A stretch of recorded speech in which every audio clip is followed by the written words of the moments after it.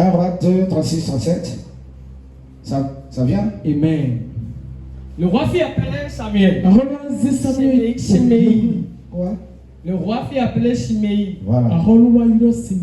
Et lui dit, bâtis-toi une maison à Jérusalem. Tu y demeureras et tu n'en sortiras point pour aller du côté ou d'autre. Sache bien, quand tu mourras le jour, tu sortiras et passeras le torrent de Cédron. Ton sang sera sur ta tête. Amen. Je ne sais pas si vous avez compris quelque chose là. Le titre de mon message, c'est l'imitation.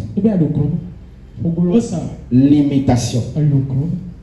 L'imitation. En lisant ceci actuellement, on peut directement voir qu'il s'agit d'un roi, le roi Salomon, qui a appelé un homme et lui dit directement, je te donne la permission, construis dans la ville de Jérusalem, construis une maison, habite la maison, construis, tu peux construire, tu peux chercher l'argent et construire et habiter dans la maison avec ta famille, avec tes serviteurs. Mais sache que je t'interdis de sortir de la ville, ni à gauche, ni à droite. Tu peux être dans la ville, tu peux prospérer dans la ville, mais jamais tu ne peux sortir de cette ville-là. Autrement dit, ça veut dire, sois un champion local. Ton championnat là, c'est seulement en milieu local. Il n'y a pas international, il n'y a pas national, il n'y a pas mondial, c'est local. Dans ton quartier seul, réussis là-bas. Dans ta ville seule, réussis là-bas. Mais pas plus que ça. Si jamais tu essaies de sortir de cet endroit, sache que tu es un homme mort. Donc il y a un plafond qui a été mis sur sa vie, qui ne doit jamais traverser un certain niveau de richesse ou bien d'évolution. Là où les autres peuvent s'envoler, là où les autres peuvent planer, je t'interdis à toi de devenir un planeur. Tu dois rester seulement dans le même niveau, le même statut, la même réussite, jusqu'à ta mort. C'est une malédiction. Plusieurs personnes sont dans ce genre de situation. Tu arrives à réussir, mais c'est toujours petit. C'est en petite dimension. Il n'y a pas de personnes qui sont éloignées de toi et qui peuvent sentir ton impact. Il n'y a pas de personnes qui peuvent te connaître de loin. Dans le mot réussite, c'est seulement ton entourage immédiat. Seulement tes personnes immédiates. Seulement ceux qui te connaissent à l'heure là. Et plus jamais personne encore n'a de nouvelles de toi. C'est à toi que je m'adresse. Parce qu'après aujourd'hui, cette limite sera brisée. Ah, c'est Amen, Babo. Cette limite sera brisée. Elle sera brisée. Elle sera brisée. Elle sera brisée. Si tu peux me dire, je reçois des soleils. Ah, si tu peux me dire, je reçois des soleils. Il y a un père. Un père qui a appelé ses deux enfants. Non, 4 enfants. 3 garçons et filles. Il a appelé un jour à la maison. Il a dit, pour votre bien, je vais vous donner un conseil. Pour votre bien. Ok, parle papa. Il dit, j'ai 3 maisons. Et j'ai 2 voitures. Pour votre propre bien. Dans votre vie. Si vous réussissez. Que aucun de vous ne dépasse 3 maisons. 2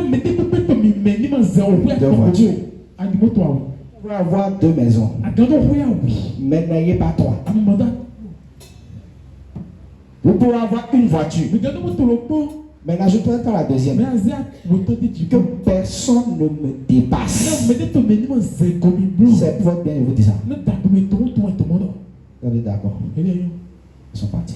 Ils n'ont pas reçu d'autres explications. Ils sont partis. Ah, ils ont gardé. L'un des garçons là s'est marié. Et vous savez, il y a certaines femmes là, c'est-à-dire c'est naturel sur leur vie. Tout ce qu'elles touchent là, ça prospère. Tout ce qu'elles font là, ça réussit. Tout ce qu'elles touchent, ça devient de l'or. Il y a des personnes comme ça. C'est pas leur faute, non. C'est Dieu. Il y a certaines femmes qui font réussir rapidement le mari. C'est comme ça qu'il y a certaines femmes qui amènent la poisse. Quand on n'a pas le sujet. Cette femme-là, elle est l'une des femmes qui réussit facilement. Tu as commencé à la bénir. Elle a eu de l'argent. Elle a acheté une voiture à son mari. Vous avez entendu? C'est pas le mari qui a acheté la voiture pour elle. Elle a acheté pour lui. Toutes les femmes qui pensent que c'est seulement garçon qui doit vous nourrir. Sachez que vous avez aussi le droit de faire ça aussi. Garçon. Oui. Tu peux être une femme et être plus riche que garçon. Ça n'est pas le problème. Tout ce qu'on demande, c'est la soumission. Elle a acheté une voiture à son mari. Alors qu'il avait déjà une voiture lui-même. Ça fait combien? 2 voitures. Le jour de la célébration de cet achat, le père l'a appelé. Appelez-le, la garçon. Viens. Il a dit, je vous ai dit quelque chose. Je vous ai dit de ne pas avoir de voiture. Pourquoi tu as 2 voitures? Et là, papa, de toute façon, vraiment, voilà. Tant pis. Tant pis pour toi. D'ailleurs, on a oublié. Et ensuite, on s'en fout.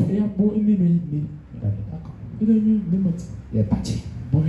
Je vous dis une chose. Avant de vous sentir rassuré devant Satan là, il faut être sûr que vous avez une forte alliance avec Dieu.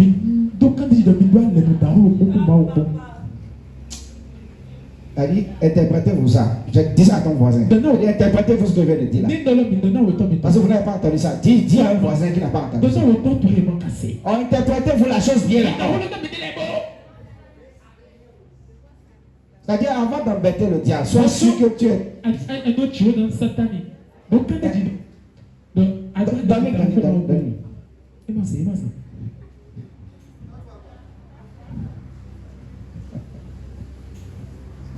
Il y a des gens qui restent au milieu. Ils ne sont pas forts avec Dieu, ils ne sont pas forts avec Satan. Ils sont au milieu. Ils vont te manger seulement. Ah, tu connais mon père? Moi, je suis mon père. Je suis dans la couverture. Il y a des gens que je connais. Vous n'êtes pas dans la couverture. Vous êtes près de la couverture. Oui. Les gens qui ne sont pas sous là. Ils sont autour de la couverture. Ils sont autour. Ils ne sont pas couverts du tout. Ils sont autour. Tout autour. Tout autour de moi. Et ils ne sont pas couverts. Ils ne sont pas vraiment couverts. Et c'est ce que ce monsieur-là a fait. D'ailleurs, ils s'en foutent. Et il n'est pas dans les prières de feu. La nuit, sa femme a commencé à crier. Elle a commencé à crier la nuit. Il est venu dans la chambre. Mais qu'est-ce que le papa? Elle dit tantôt,